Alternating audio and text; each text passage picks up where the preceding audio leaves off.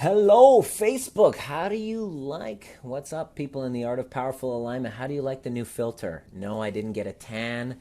I got this specific filter on the Facebook Live because I wanted to answer a specific question about Judit Debreceni, who's in my Powerful Alignment Mastermind group. She asked me a question, and I asked her to post it in the public forum because I really wanted an opportunity to respond because this is going to relate to most of you. So I have this red raging filter on this specific live post because I really wanted you to get the answer to this question. So basically what she said was, hello people, I need some advice. Maybe some of you can relate. For a long time I was struggling with a lot of things in my life, health, relationships, finances. I realized that I needed to take action if I wanted to get unstuck.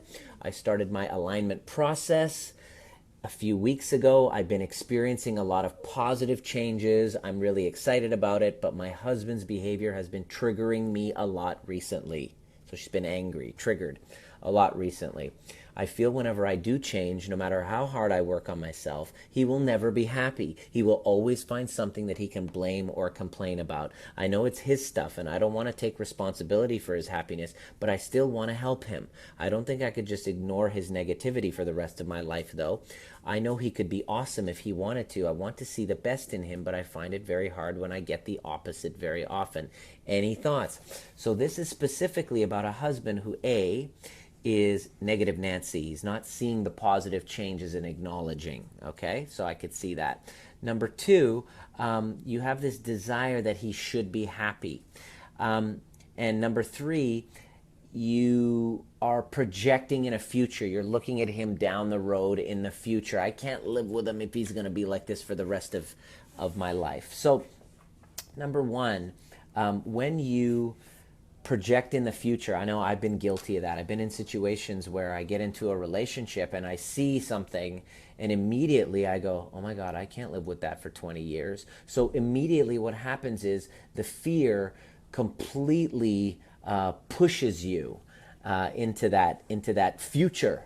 And all of a sudden you're present, you start to freak out and you start to respond in very uninspiring ways. The second thing that I wanted to point out is when you're doing your own personal development work, it's nice to have that feedback from your loved ones that basically say, oh, good job, Judith. Good job. You did such an amazing job. I'm so proud of you.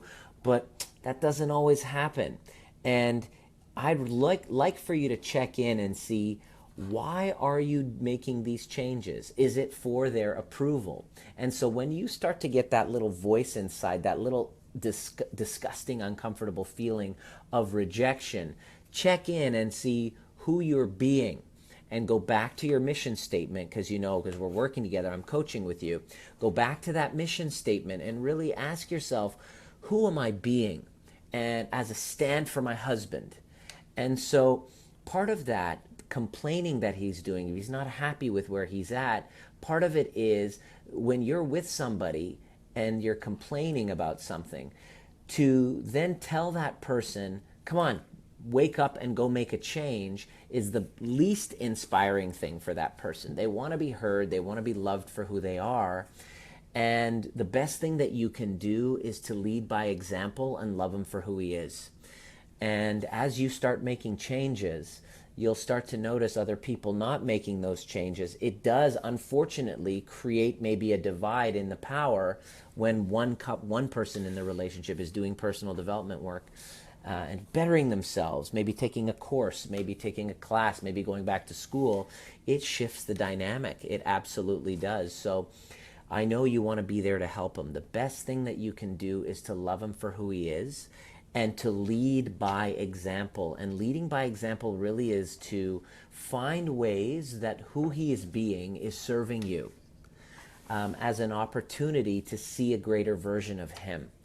And also consider that he could be reflecting to you in the outside world what you're feeling inside about him.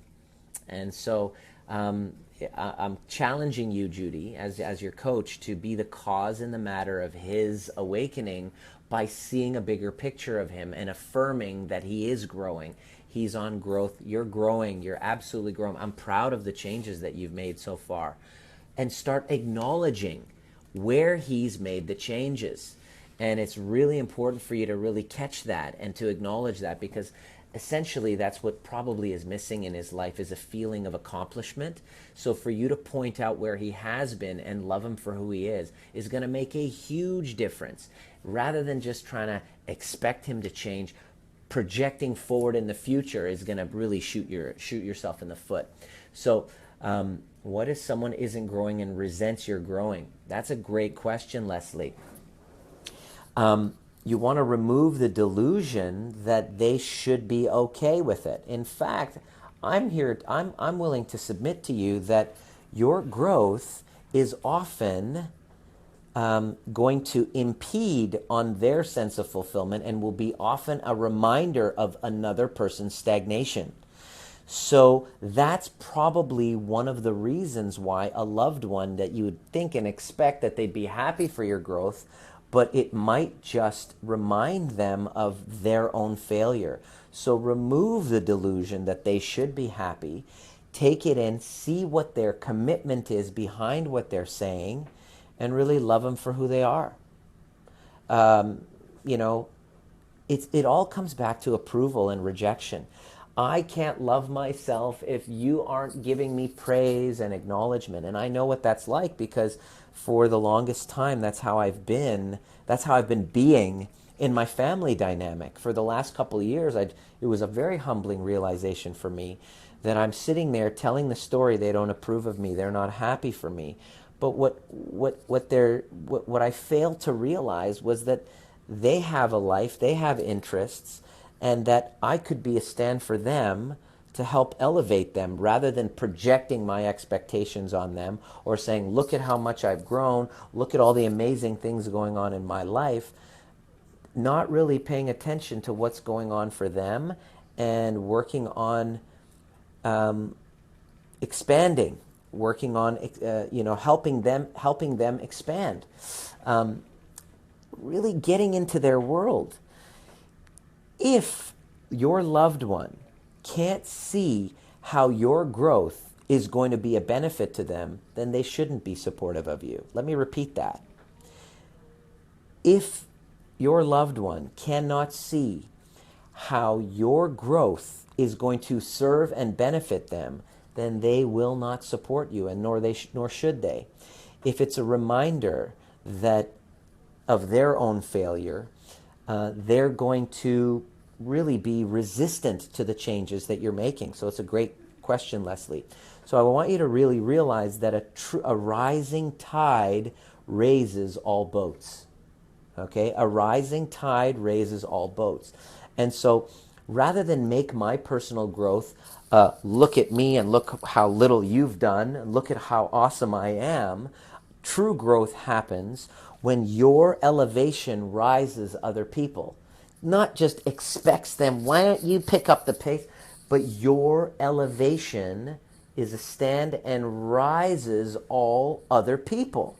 That's been what I'm noticing. So I'm working in this new clinic. The old me would have been like, let me puff myself up and see how I can be distinguish myself and see how amazing I can be. The new version of me is, how can I help elevate so that everyone wins? That is the new version of you that we're working on, Judy. You're getting there. I mean, look at how much you've changed in the last month. You're complaining less. You got a job when you were unemployed. You are way more positive in outlook in your life. You're not beating yourself up. You are elevating and giving opportunity and growth opportunity for everybody around you. So it's wise for you to start looking and noticing the growth that's happening in him, rather than focusing on what's not happening, because through our language and our communication, we create our future. What you're complaining about creates more of what it is that you're complaining about. So to affirm consistently where he's been growing and developing is a huge benefit to you, because a rising tide raises all boats. Are there any other questions? If any other questions, I would love to be there for you. My commitment to you is that I'm going to do a Facebook Live each and every day. Now, my next commitment, which I'm working on, is to do it consistently at a time so that you know where I'll be and you can have live Q&As. But I really would love for you to ask me anything. Andrew Sanderson, brother, proud of the changes you're making. I'm still waiting for your updated shirtless photo that you're making. Andrew's in my Powerfully Aligned Mastermind group. He's lost 8 pounds in 1 week. I'm holding him accountable. And we all are, to consistently making the changes. And when he falters, no problem, get back on that horse and keep making the changes and affirming the greater version of himself. So thank you guys very much. Please let me know if you have any other questions, and I look forward to sharing at the next perfect time. I hope you like the filter. This is angry filter. Oh yes, thank you, Andy. This is the angry filter to represent Judy's rage that she's feeling about her husband. So I hope you enjoyed that. It looks like I got a nasty tan. Peace out, guys.